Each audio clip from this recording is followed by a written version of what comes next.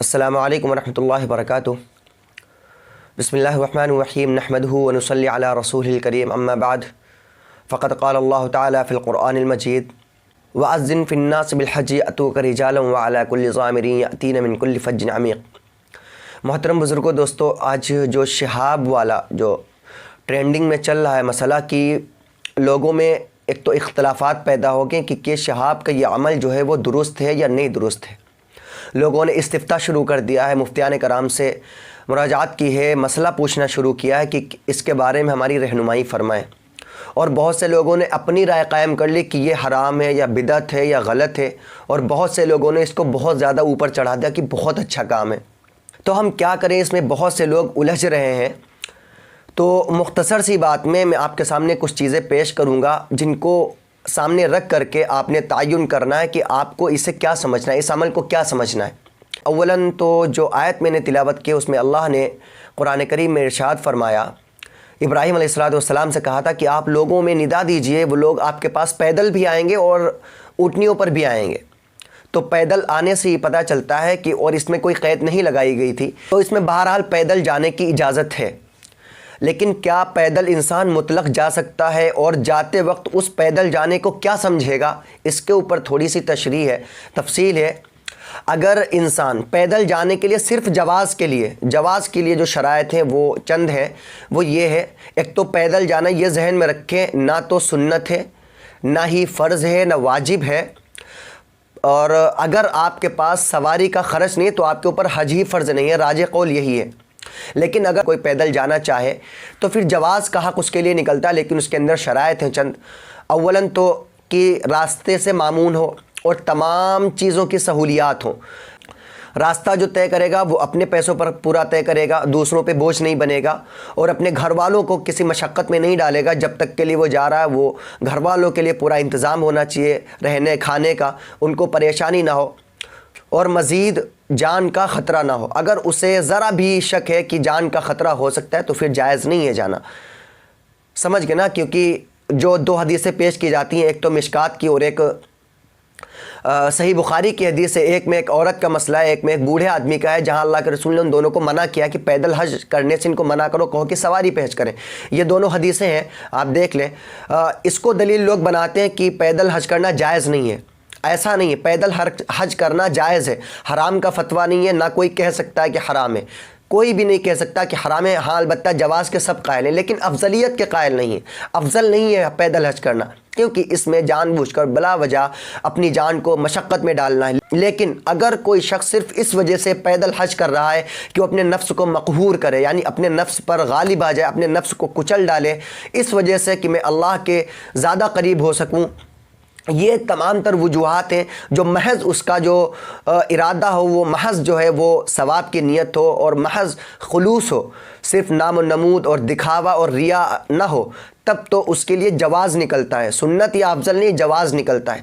لیکن اگر اس میں ذرا سا بھی شائبہ آ گیا اس چیز کا کہ میں جاؤں گا، تشہیر ہوگی، لوگ دیکھیں گے، تو پھر تو حرام ہے۔ ریا کی وجہ سے پھر صرف وہ پیدل جائے گا، ثواب کوئی نہیں ملے گا۔ اب جو لوگ یہ کہہ رہے ہیں کہ بالکل جائز نہیں ہے، اور جو یہ کہہ رہے ہیں کہ ہاں سنت ہے یا افضل ہے، تو یہ دونوں لوگ غلط ہیں، ان کو اپنی اصلاح کرنی چاہیے۔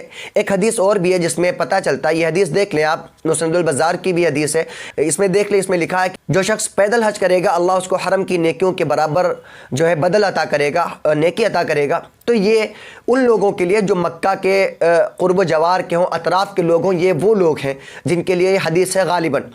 لیکن اگر کوئی دور سے جاتا ہے لیکن جب مکے کے اندر وہ داخل ہوگا تو پھر وہ اس چیز کا جو ہے ثواب اس کو بھی دیا جائے گا کہ کوئی شخص مناسک حج کو اگر پیدل ادا کر رہا ہے تو اس کے لیے بھی یہی نیکیاں لکھی جائیں گی۔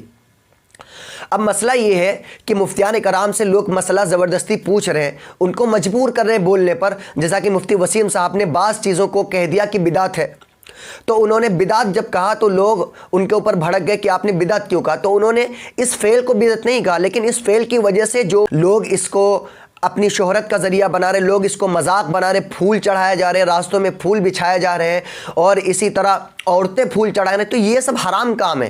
ان چیزوں کو دیکھتے ہوئے کہا گیا کہ یہ ایک ایسی چیز کو بڑھاوا دے رہا ہے جو شریعت میں جس کی گنجائش نہیں ہے، تو اس اعتبار سے کہا گیا کہ یہ بدعت ہے۔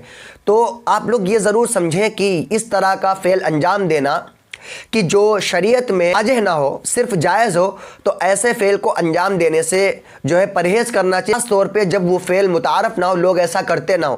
اور بہرحال آپ دیکھ رہے ہیں کہ یہ جو کرناٹک سے جو شہاب صاحب نکلے ہوئے ہیں، ان کی تشہیر کتنی ہو گئی ہے، کتنا زیادہ، تو اس میں خطرہ اس چیز کا کہ یہ ریا کے اندر اور شہرت کے اندر آ جائے گا۔ اس سے بچانے کے لیے علماء نے جو ہے فتوے جاری کیے ہیں۔ لہٰذا سمجھنے کی کوشش یہ کیا کریں کہ جو فعل دنیا میں لوگوں کے ذریعے انجام دیا جا رہا ہے، اگر علماء اس کے خلاف فتویٰ نکالتے ہیں تو کیوں نکال لیں، یہ آپ کو دیکھنا ہے۔ یہ یوں ہی نہیں اپنی طرف سے رائے قائم کر لی، یا علماء نے کوئی فتویٰ جاری کیا تو اس پہ اپنی رائے قائم کر لی کہ غلط فتویٰ دیا ہے۔ ہاں البتہ ایک چیز جو لوگ مینشن کر رہے ہیں کہ جو بزرگوں کے اندر خلوص تھا، بزرگوں نے جو پیدل حج کیا ہے اس کو دلیل نہیں بنایا جا سکتا، تو یہ میرے خیال سے مناسب نہیں، کیونکہ آپ کسی کی نیت کے اوپر اپنی رائے قائم نہیں کر سکتے، آپ کسی کے دل کا حال نہیں جان سکتے، یقیناً وہ اللہ تعالیٰ جانتا ہے۔ اور بس اللہ سے امید یہ کریں کہ اگر انہوں نے یہ فعل انجام دیا تو اللہ ان کو ثواب عطا کرے، اور ان کے اندر اخلاص قائم رکھے، ان کو ثابت قدم رکھے، یہ دعا کریں، بجائے اس کے آپ لوگ دنیا کی الجھنوں میں پڑے ہوئے ہیں، یہ غلط ہے، یہ صحیح ہے، ایسا نہ کریں۔ جب ایک بندہ نکل گیا تو اس کے لیے آپ دعا کریں کہ اللہ صحیح سلامت ان کو پہنچائے، وہ ارکان حج کو ادا کر کے سلامتی کے ساتھ واپس آئے۔ لیکن بہرحال یہ یاد رکھیں، ذہن میں رکھیں، جو لوگ اس کو ناجائز سمجھ رہے ہیں وہ بھی غلط ہے، اور جو اس کو سنت یا فرض سمجھ رہے ہیں وہ بھی غلط ہے، بلکہ نہ تو یہ افضل ہے۔ ہاں البتہ جائز ہے، انشاءاللہ اللہ ثواب دے کے، یہ امید رکھی جائے گی، لیکن آپ جو ہے اس بات کو نہ پھیلائیں۔ اگر علماء کا فتویٰ کوئی جاری ہوا ہے تو اس پہ غلط جو ہے کمنٹ نہ پاس کریں، غلط رائے قائم نہ کریں، یہ میری آپ سے گزارش ہے، آپ اس کو سمجھیں۔ اور دوسری چیز، اگر ان کو دیکھ کر کے کوئی آگے یہ رائے قائم کرا کہ میں بھی پیدل حج کروں گا، تو بالکل قطعاً یہ ارادہ ترک کر دیں۔ یقیناً اگر جان کی ہلاکت کا ذرا بھی اندیشہ ہو گیا یا آپ کی ہلاک ہو گئی تو وہ آپ کے لیے پھر پکڑ کا باعث بھی بن سکتا ہے، یہ یاد رکھیے گا۔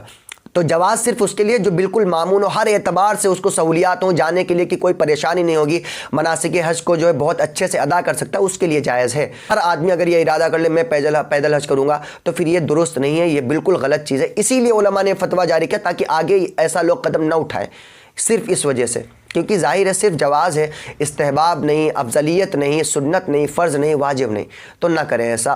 اللہ ہم سب کو سمجھنے کی توفیق عطا فرمائے، اور علماء کے خلاف زبان کھولنے سے پہلے ہم کو اللہ بہت زیادہ سمجھ عطا فرمائے کہ ہم کو کیا بولنا چاہیے۔ وآخر دعوانا ان الحمد للہ رب العالمین۔